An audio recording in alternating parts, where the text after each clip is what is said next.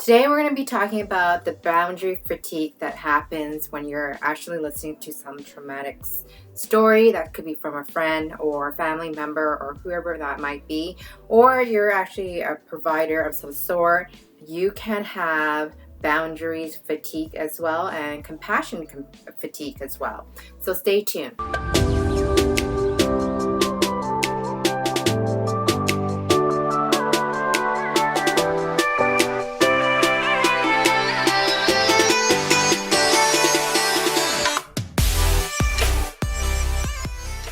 Hi, if you don't know who I am, I'm Sindy V King. I'm a creator of Calling My King. I help transform women to create lasting love through Vedic astrology, neuroscience, and transactional analysis so that she becomes the queen of love.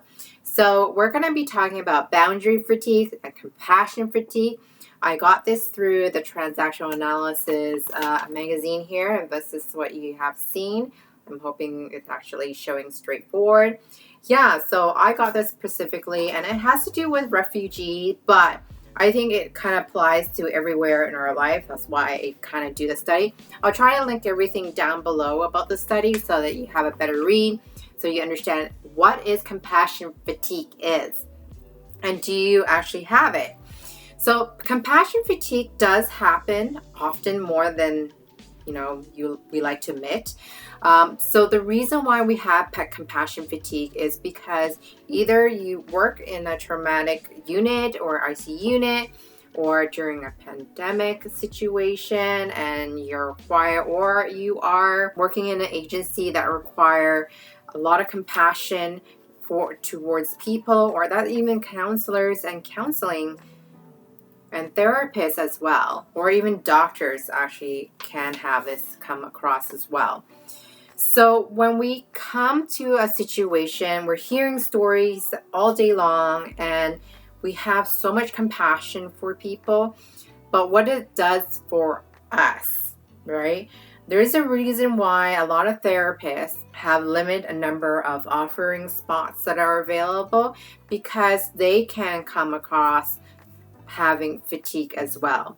I have spoken about vicarious trauma just because you didn't experience it, but it impacts you, your vagus nerve, your neurons, you're impacted psychosomatic, it doesn't matter. You are being impacted, and yes, you can inherit this trauma regardless if you have gone through it or not. When you have compassion for other people, I think it's important to have. That's our neuromural. A neuromural is a really interesting factor. Neuromural has to do with, we want to predict certain behaviors. And when we have compassion for other people, we can also feel sad when somebody's crying or somebody yawning. We have that mirror effect. It's a really unique name, and I love it in general.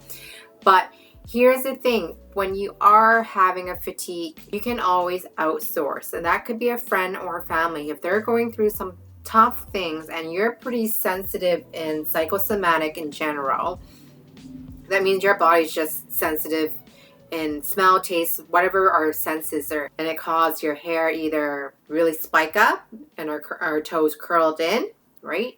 So we want to be able to outsource that somebody can handle this trauma and that this doesn't affect the relationship that you have with the other person. Does that make sense? So you want to make sure that you're not being impacted through their story and they're getting the support, and so it just helps the relationship in general. I have a program for trauma in general, so if there is a link down below, I also speak about it in my VIP group as well. So please feel free to join there, because it's such a great opportunity to meet other people as well, because that affects your environment as well. We hear the whole idea about self-care, and what is self-care? You can also be tired of doing self-care. It's not about self-care. You take care of yourself and you feed yourself and you go to bed and you shower, you do your hygiene. There's much more depth to it. And I want to say self-care is time for yourself to get the support that you need, especially body-wise, physical-wise. It could be exercise. It could be anything in the component of eating healthy, or discovery, learning about yourself, or experiencing that you have not experienced, or working on Fears. We all have fears. I want you to comment down below if you have fears and you do self-care, and what kind of service that you did to overcome those service.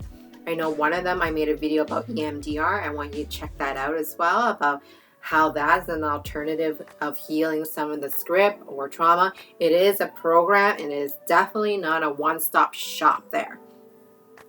So the self-care can come off really broad in general. That kind of ties in about being compassion for yourself, right?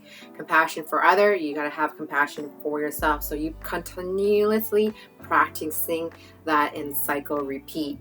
So I really want to know, when you are fatigued, how much self-care, meaning other people, is working on your body or your brain or whatever that you're going through, or working on some of your fear. How many of that actually showing across your calendar? And what are they? It could be as simple as like going for a workout, but how often do you do that? How often do you check in with yourself and say, hey, I'm having either boundary fatigue, and boundary fatigue is somebody constantly crossing it over and you're constantly reminding them, or you have so much of this big fear to overcome this boundary issue that preventing you going further. So there is healthy boundary, and there's one that enable you from actually creating a relationship with other people, or prevent you actually growth, personal growth. So there's a healthy way of doing it, and there's unhealthy. So that's boundary fatigue as well. So those kind of ties back in about self-care in general. So if you like my video, definitely subscribe. Otherwise, I'll see you in the next video. Thanks for joining me. Bye now. Look, if you're serious about being fearless in love and ready to be treated like a queen, links is down below to book a time. I got over 100 videos on YouTube, and I post new videos every week. So make sure you subscribe. Don't forget to hit the bell button. You get notified when new videos goes live. If your friend is actually stuck in love, share and like my video. I do take requests on topics and answer your burning question about your relationship. So just leave a comment down below. Otherwise, see you in the next video.